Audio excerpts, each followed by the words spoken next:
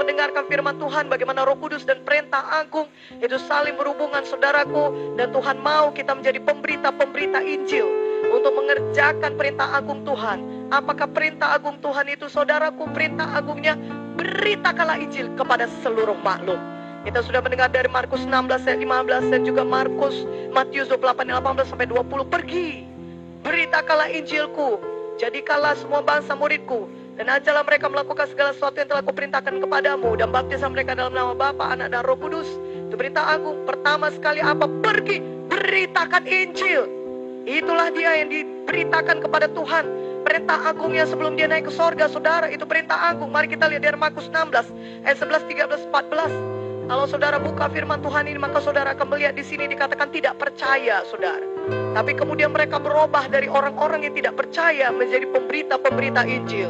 Bila pada hari ini kita semua yang tidak percaya diubahkan Tuhan menjadi pemberita-pemberita Injil. Haleluya.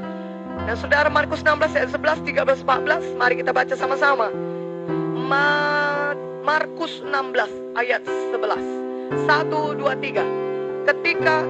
Ketika mereka mendengar bahwa Yesus hidup dan telah dilihat olehnya, mereka tidak percaya. Ayat 13-14.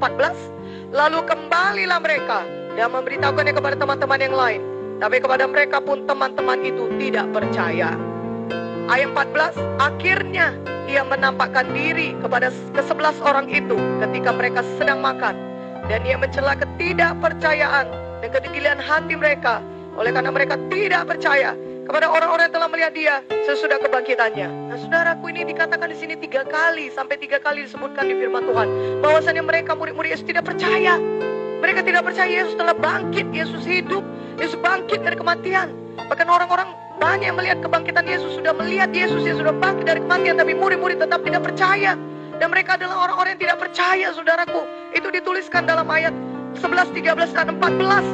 Tetapi apa kata Tuhan Yesus kepada mereka yang tidak percaya ini? Mari kita lihat ayat 15. Mari kita baca lagi Markus 16, 15. Saudara sudah dapat ayatnya? Sudah dapat, katakan amin. 1, 2, 3. Lalu ia berkata kepada mereka, pergilah ke seluruh dunia, beritakanlah Injil ke segala makhluk. Saudara, Tuhan Yesus berkata apa? Pergi, beritakan Injil kepada segala makhluk. Tuhan Yesus menyampaikan perintah agungnya, bahwasanya mereka murid-murid Yesus harus pergi memberitakan Injil.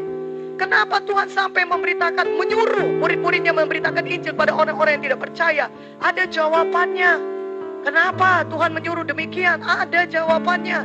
Dan ketika kita baca ayat firman Tuhan, ayat 20, Markus 16 ayat 20, mari kita baca sama-sama ayat 20. 1, 2, 3. Mereka pun pergilah memberitakan Injil ke segala penjuru. Dan Tuhan turut bekerja dan meneguhkan firman itu dengan tanda-tanda yang menyertainya. Haleluya. Di sini dituliskan mereka pergi, mereka sudah pergi memberitakan Injil. Bahkan ke segala penjuru mereka tersebar memberitakan Injil Tuhan. Ada perubahan yang jadi dalam hidup orang-orang yang tidak percaya ini, menjadi orang-orang yang bahkan sudah memberitakan Injil.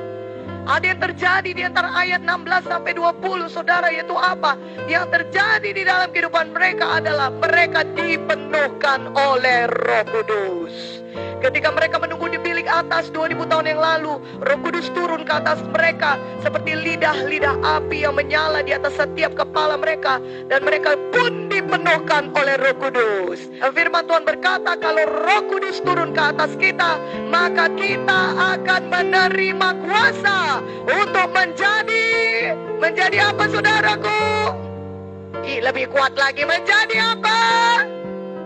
Haleluya. Berikan dulu kemuliaan bagi nama Tuhan. Amen. Kita diberikan kuasa menjadi saksi Tuhan, untuk menjadi pemberita-pemberita Injil. Kita menyaksikan Injil Tuhan. Dan saudara, lihat apa yang terjadi. Firman Tuhan berkata, mereka pun pergilah memberitakan Injil ke segala penjuru. Dan Tuhan turut meneguhkan dengan tanda-tanda ajaib dan mujizat yang menyertainya. Tuhan meneguhkan pemberitaan itu dengan tanda ajaib dan mujizat yang menyertainya. Dan saudara lain, itu semua terjadi akibat apa? Akibat kepenuhan Roh Kudus.